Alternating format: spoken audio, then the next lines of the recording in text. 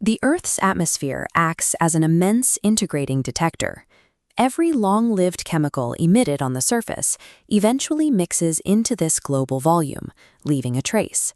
For international regulators enforcing the Montreal Protocol, this physical reality is highly useful. Instead of inspecting every factory on Earth, they use top-down mass balance inversions. By measuring the concentration of controlled substances in the atmosphere, they can mathematically infer how much of the chemical is being produced. This monitoring is critical for legacy ozone-depleting substances, particularly the heavily manufactured halocarbons, CFC-11 and CFC-12. Both were historically produced at massive industrial scales. Both are completely controlled today, and both persist in the atmosphere for decades. To police global compliance, scientists calculate an expected atmospheric decline trajectory. They take known historic emissions, add the slow release of gases leaking from old equipment banks, and factor in the known rate of chemical destruction in the stratosphere. This graph compares the expected atmospheric decline of CFC-11 against actual observations. The data shows a distinct gap where the real-world atmospheric concentration stops dropping at the calculated rate and noticeably flattens out. The operational framework of the Montreal Protocol has a strict default assumption for this exact scenario. Any stabilization of the atmospheric decay curve is treated as potential evidence of unexpected and likely illicit new factory emissions. This creates a high-stakes attribution problem. Top-down inference uses the entire planet as a variable. Any unmodeled natural process that leaves more CFC mass in the atmosphere than expected risks being misassigned as an illegal human action. This simplified global burden equation tracks these chemicals. Atmospheric mass change equals emissions minus atmospheric loss minus net ocean uptake. Isolating the emissions term shows how modelers solve for factory output. It relies entirely on accurately subtracting the ocean sink. This standard inversion architecture contains a thermodynamic blind spot. The model structurally assumes the ocean's physical capacity to absorb atmospheric CFCs remains relatively stable over time. The ocean sink, however, is not static. Gas exchange relies on Henry's law, which dictates that CFC solubility in seawater is steep and negatively dependent on water temperature. A warmer body of water physically holds less dissolved gas. Recent climate-driven anomalies in sea surface temperatures have actively suppressed the global ocean's ability to absorb these legacy halocarbons from the air. Mathematically, the unabsorbed chemical mass remains in the atmosphere. The models detect the mass, observed the slowed decay curve, and log a phantom residual. If inverse models fail to explicitly resolve this thermal feedback, they mathematically convert an environmental rejection of gas into human factory output. This is a thermodynamic attribution error. To understand exactly how the math fails, we have to look closely at the mechanics of the ocean boundary layer, where gas physically transfers between the turbulent air and the mixed layer depth of the water. This standard equation represents the ocean flux term, factoring in mass transfer, degradation rates, and the solubility coefficient, K0. Atmospheric models commonly treat this solubility coefficient as a fixed constant, assuming water always behaves exactly as its historical baseline. That assumption functions adequately during stable years, but it completely breaks down when the ocean experiences acute climate warming anomalies. True air-sea flux is not dictated by a static holding capacity. The physical transfer is driven entirely by active disequilibrium, the fluctuating pressure gradient between the atmosphere and the immediate ocean surface.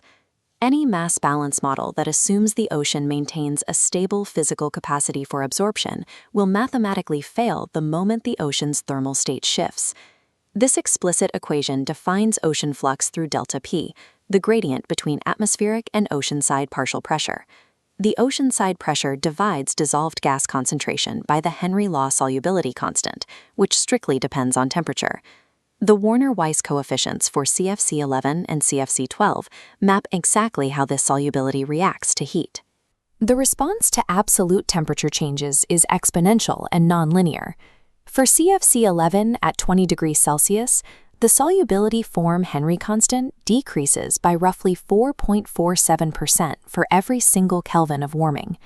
As the mixed layer of the ocean warms, that physical solubility coefficient shrinks rapidly.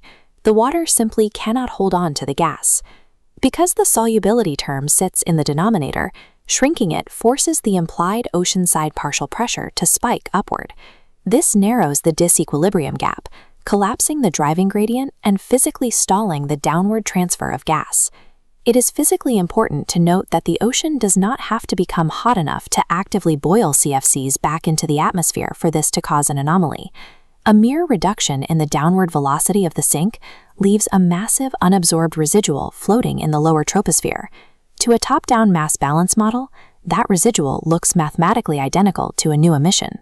The 2023 to 2024 El Niño marine heat wave provided a massive real-time stress test of this exact thermodynamic mechanism. During the summer of 2023, global sea surface temperatures reached extreme highs. By August 2023, the modeled global sea surface temperature anomaly reached positive 1.0228 degrees Celsius. This chart shows the immediate consequence. As the global temperature anomaly cost 1 degree Celsius, it triggered a 16.51% total collapse in the ocean's ability to draw down CFC-11. CFC-12 has a slightly weaker temperature sensitivity, but it still suffered a highly significant 13.88% decline in ocean uptake efficiency in that same month. In strict mass balance terms, the 2023 heat wave generated an instantaneous atmospheric mass shift rate of 0.067 gigagrams per year for CFC-11 alone. Thermal uptake resistance generated this gigagram scale spike, an environmental ghost appearing in the data exactly where an emission source would be.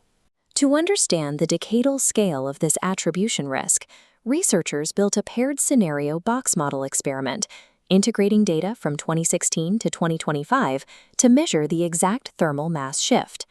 They compared a control simulation featuring a stable ocean baseline against a model forced by observed NOAA sea surface temperature anomalies. This graph tracks the integrated results over the decade. The warming ocean rejected 0.3858 gigagrams of CFC-11 and 0.1810 gigagrams of CFC-12, leaving them stranded in the atmosphere.